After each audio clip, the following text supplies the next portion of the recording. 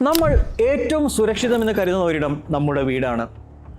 എങ്ങനെ പോയാലും പുറമേ എന്തൊക്കെ പ്രശ്നങ്ങളുണ്ടെങ്കിലും നമ്മുടെ വീട്ടിലെത്തുന്ന സമയത്ത് നമുക്ക് നല്ല മനസ്സാന്നിധ്യവും അതേപോലെ നല്ല മനസ്സുഖവും ലഭിക്കാറുണ്ട്. എന്നാൽ താൻ എന്നും കാണുന്ന ജീവിത പങ്കാളി ഒരു രാത്രി ഒരു ക്രൂര കൊലപാതകിയായി മാറിയാലോ? താൻ ഒരിക്കലും ചിന്തിക്കാത്ത രീതിയിൽ തൻ്റെ ജീവിത പങ്കാളി മാറിയാലോ? ഒന്ന് ചിന്തിച്ചു നോക്കൂ, എത്രത്തോളം ദുഃഖകരമായ ഈ ഒരു അവസ്ഥ. കേരളത്തെ ഒന്നടങ്കം ഞെട്ടിച്ച കറുത്ത രാത്രിയിൽ നടന്ന കൊലപാതകം നടത്തിയത് മറ്റാരുമല്ല, ആ കുടുംബത്തിന്റെ നെടുന്തൂണായി നിൽക്കേണ്ട അമ്മ തന്നെയാണ്. സ്വന്തം മക്കളെയും ഭർത്താവിനെയും വകവരുത്താൻ വേണ്ടി ആ സ്ത്രീ കണ്ടെത്തിയ കാരണങ്ങൾ എന്തൊക്കെയായിരുന്നു? ഇതൊരു മന്ത്രവാദത്തിന്റെ പേരിലോ മറ്റേതെങ്കിലും ദുരാചാരത്തിന്റെ പേരിൽ നടത്തിയ കൊലപാതകമാണോ? അന്ന് രാത്രി കാമാക്ഷിപുരത്ത് നടന്ന ആ ക്രൂര കൊലപാതകത്തിന്റെ ഇരുണ്ട അറകളിലേക്ക് നമുക്കൊരു യാത്ര ചെയ്യാം. Welcome to crime story Malayalam.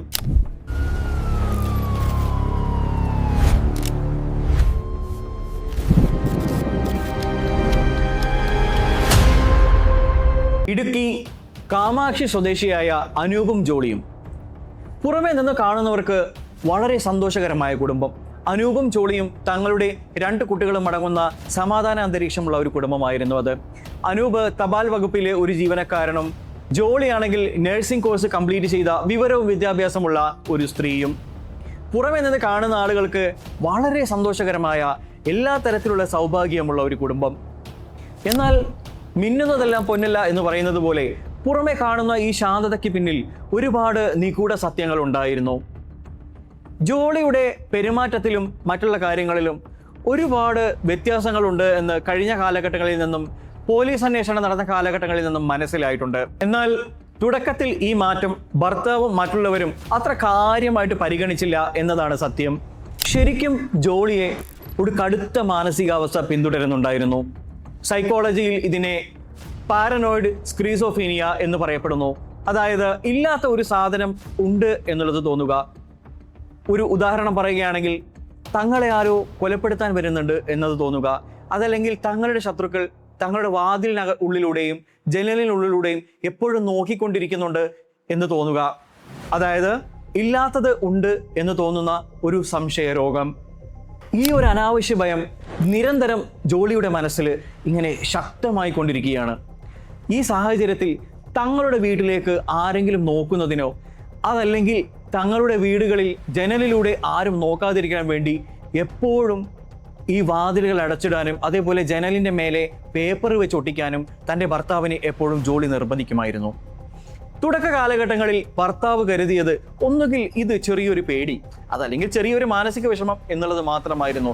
ഇതിൻ്റെ തീവ്രത എത്രത്തോളം വലുതാണെന്നുള്ളത് അദ്ദേഹത്തിന് മനസ്സിലാവുന്നതിന് മുമ്പ് തന്നെ അദ്ദേഹത്തിൻ്റെ കുടുംബം ഇല്ലാതായി കഴിഞ്ഞിരുന്നു.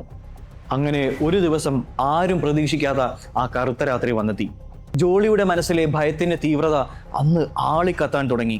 തങ്ങളെ ആരോ ആക്രമിക്കാൻ വരുന്നുണ്ട് എന്ന് കരുതിയ അവൾ ജനലുകളും വാതിലുകളും എല്ലാം കൃത്യമായി അടച്ചിട്ടുണ്ടോ എന്ന് ഉറപ്പുവരുത്തി ആ വീട്ടിലെ ഏറ്റവും ശക്തമായ മൂർച്ചയുള്ള ആയുധങ്ങൾ കൈക്കലാക്കി വെച്ചു. അവർ ആദ്യം തൻ്റെ കുഞ്ഞുങ്ങൾ ഉറങ്ങുന്ന മുറിയിലേക്ക് പോയി. ഉറങ്ങിക്കിടക്കുന്ന കുഞ്ഞുങ്ങളെ കണ്ടപ്പോൾ അവർക്ക് തോന്നിയത് തങ്ങളെ ആക്രമിക്കാൻ വന്ന ആരോ ആ കട്ടിലിൽ ഇരിക്കുന്നതായിട്ടാണ്. അതുകൊണ്ട് തന്നെ ആദ്യം ആ കുഞ്ഞുങ്ങളെ അവർ ആക്രമിക്കാൻ തുടങ്ങി. കുഞ്ഞുങ്ങൾ ഉറക്കെ നിലവിളിച്ചു. ആ ഉറക്കെ നിലവിളിക്കുന്ന ശബ്ദം കേട്ടുകൊണ്ടാണ് ഭർത്താവായ അനൂപ് ആ റൂമിലേക്ക് എത്തുന്നത്. അനൂപ് ആ റൂമിലേക്ക് എത്തുമ്പോൾ കാണുന്ന കാഴ്ച എന്ന് പറയുന്നത് തൻ്റെ കുഞ്ഞുങ്ങളെ ഇവൾ വാളുകൊണ്ട് ആക്രമിക്കുന്നതാണ്. ഇങ്ങനെ വാളുകൊണ്ട് ആക്രമിക്കുന്നത് ഒരിക്കലും അനൂപിന് കണ്ടു നിൽക്കാൻ കഴിഞ്ഞില്ല. അനൂപ് ഇതിനെ ചെറുക്കാൻ ശ്രമിച്ച അനൂപിനെയും ഇവൾ മാരകമായി പരിക്കേൽപ്പിച്ചു. അന്ന് രാത്രി അവിടെ നടന്നത് ആർക്കും പറഞ്ഞാൽ വിശ്വസിക്കാൻ കഴിയാത്ത ക്രൂര കൊലപാതകങ്ങളായിരുന്നു. പിറ്റേ ദിവസം രാവിലെ പതിവ് പോലെ ആ വീട്ടിൽ നിന്ന് ആരെയും പുറത്തേക്ക് കണ്ടിട്ടില്ല. അന്ന് ഉച്ചയോടുകൂടി ആരെയും പുറത്ത് കാണാത്തതിനെ തുടർന്ന് ആ വീട്ടിലേക്ക് നാട്ടുകാർ അന്വേഷിച്ച് ചെല്ലുന്ന സമയത്ത് ആരും വാതിൽ തുറക്കുന്നില്ല. ഒരുപാട് നേരം വാതിലിൽ കൊട്ടി നോക്കി, തുറക്കാൻ വേണ്ടി ആവശ്യപ്പെട്ടു. എന്നാൽ അകത്തു നിന്നും യാതൊരു ശബ്ദവും കേൾക്കുന്നുണ്ടായിരുന്നില്ല. അതേ തുടർന്ന് ആളുകൾ വാതിൽ ചവിട്ടിപ്പൊളിച്ച് അകത്ത് കിടക്കുകയാണ്. ചവിട്ടിപ്പൊളിച്ച ആളുകൾ കണ്ട കാഴ്ച തലച്ചോറിനെ മരവിപ്പിക്കുന്നതായിരുന്നു. അനൂപ് അവിടെ മരിച്ചു കിടക്കുന്നു. ആ കുട്ടികൾ പരിക്കുകളോടെ കട്ടിലിനോട് ചാരി പേടിച്ച് വിറച്ചിരിക്കുകയാണ്. ഉടനെ തന്നെ ആളുകൾ ജീവന്റെ ഒരു തിരിശേഷിപ്പെങ്കിലും അവന്റെ ശരീരത്തിൽ ബാക്കിയുണ്ടെങ്കിൽ അവനെ രക്ഷിക്കാം എന്ന് കരുതി കോട്ടയം മെഡിക്കൽ കോളേജ് ആശുപത്രിയിൽ പ്രവേശിപ്പിച്ചെങ്കിലും അദ്ദേഹത്തിന്റെ ജീവൻ രക്ഷിക്കാൻ കഴിഞ്ഞില്ല.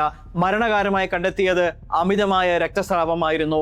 എന്നാൽ ആ പിഞ്ചു കുട്ടികൾ ചില പരിക്കുകളോടെ അന്ന് അത്ഭുതകരമായി രക്ഷപ്പെടുകയാണ് ചെയ്തത്. തുടക്കത്തിൽ ഇതിന് പിന്നിൽ മന്ത്രവാദമോ അതല്ലെങ്കിൽ ആരെങ്കിലും ഒളിച്ചിരുന്ന് ഈ ഫാമിലിയെ ആക്രമിച്ചതാണോ എന്നുള്ള രീതിയിലാണ് പോലീസിന്റെ ചിന്തകൾ പോയത്. നാട്ടുകാരും ഇതിനെ സപ്പോർട്ട് ചെയ്തിരുന്നു. എന്നാൽ പിന്നീട് ജോളിയുടെ പെരുമാറ്റത്തിൽ തോന്നിയ അപാകതകൾ കൊണ്ട് പോലീസ് ജോളിയെ കസ്റ്റഡിയിലെടുത്ത് ചോദ്യം ചെയ്യാൻ തുടങ്ങി. അപ്പോഴാണ് ജോളിയുടെ യഥാർത്ഥ മാനസികാവസ്ഥ എന്താണെന്നുള്ളത് പോലീസിന് മനസ്സിലാവുന്നത്. താൻ നടത്തിയ ആ ക്രൂര കൊലപാതകത്തിനെ കുറിച്ച് ജോളിക്ക് മനസ്സ് തുറന്ന് അലറിക്കരഞ്ഞുകൊണ്ട് വിങ്ങിപ്പൊട്ടിക്കൊണ്ട് പറയേണ്ടി വന്നു. കടുത്ത മാനസിക രോഗാവസ്ഥയാണ് ഈ സാഹചര്യത്തിലേക്ക് ആ യുവതിയെ നയിച്ചതെന്നും മെഡിക്കൽ കോളേജിലെ ഉദ്യോഗസ്ഥർ, മെഡിക്കൽ കോളേജിലെ ഡോക്ടർമാർ സാക്ഷ്യപ്പെടുത്തി. കൂട്ടുകാരെ, ശാരീരിക ആരോഗ്യം പോലെ തന്നെ മാനസികാരോഗ്യവും എത്രത്തോളം പ്രധാനമാണെന്ന് വിളിച്ചോതുന്ന ഒരു ക്രൈം സ്റ്റോറിയാണിത്. കൃത്യമായ സമയത്ത് കൃത്യമായ പരിചരണമോ ചികിത്സയോ കൊടുത്തിരുന്നെങ്കിൽ തീർച്ചയായും ആ യുവതിയെ ജീവിതത്തിലേക്ക് തിരിച്ചു കൊണ്ടുവരാൻ പറ്റുമായിരുന്നു. മാത്രമല്ല, ആ കുടുംബത്തിൻ്റെ സന്തോഷം എന്നേക്കുമായി നിലനിൽക്കുമായിരുന്നു. എന്നാൽ ഇത്തരം സാഹചര്യം ഉണ്ടാവുമ്പോൾ മലയാളികളുടെയും അല്ലെങ്കിൽ മനുഷ്യൻ്റെയും പലയിടങ്ങളിലും കാണാൻ കഴിയുന്നത് ഇത്തരം മാനസികാവസ്ഥ പ്രകടിപ്പിക്കുന്ന ആളുകളെ മന്ത്രവാദികളുടെ അടുത്ത് കൊണ്ടുപോവുകയോ അതല്ലെങ്കിൽ അതൊരു സാധാരണ പ്രശ്നമാണെന്ന് പറഞ്ഞ് ഒഴിവാക്കി കളയുകയോ ചെയ്യുന്ന പതിവാണ് നമുക്കിടയിലുള്ളത്. അതുകൊണ്ട് പ്രിയപ്പെട്ട കൂട്ടുകാർ ശ്രദ്ധിക്കേണ്ടത്, ഇത്തരം സാഹചര്യങ്ങൾ പ്രകടിപ്പിക്കുന്ന അതല്ലെങ്കിൽ ഇത്തരം മാനസികാവസ്ഥയുള്ള ആളുകളെ കൃത്യമായ പരിചരണവും ചികിത്സയും കൊടുത്തുകൊണ്ട് അവരുടെ ജീവിതത്തിലേക്ക് തിരികെ കൊണ്ടുവരാൻ എല്ലാവരും ശ്രദ്ധിക്കണം. ഈ ഒരു കേസോട് കൂടി ഒരു മാനസിക രോഗം എന്ന് പറയുന്നത് ശാരീരിക രോഗം പോലെ തന്നെ എത്രത്തോളം പ്രധാനപ്പെട്ടതാണെന്ന് നിങ്ങൾക്ക് മനസ്സിലായി കാണുമല്ലോ. കൂട്ടുകാരെ, ഈ വീഡിയോയെക്കുറിച്ച് നിങ്ങളുടെ അഭിപ്രായം എന്താണെന്നുള്ളത് തീർച്ചയായും ഈ വീഡിയോയ്ക്ക് താഴെ കമൻറ്റ് ചെയ്യാൻ മറക്കരുത്. ഇത്തരത്തിലുള്ള അനുഭവങ്ങൾ നിങ്ങൾക്കും ഉണ്ടായിട്ടുണ്ടെങ്കിൽ തീർച്ചയായും ഞങ്ങളുമായി പങ്കുവയ്ക്കുക. ഞങ്ങളുടെ ചാനൽ സബ്സ്ക്രൈബ് ചെയ്യാതെയാണ് നിങ്ങൾ വീഡിയോ കാണുന്നതെങ്കിൽ തീർച്ചയായും ഞങ്ങളുടെ ചാനൽ സബ്സ്ക്രൈബ് ചെയ്യാൻ മടിക്കരുതേ. നാളെ നല്ലൊരു വീഡിയോയുമായി വീണ്ടും കാണാം. അതുവരേക്കും ഗുഡ് ബൈ.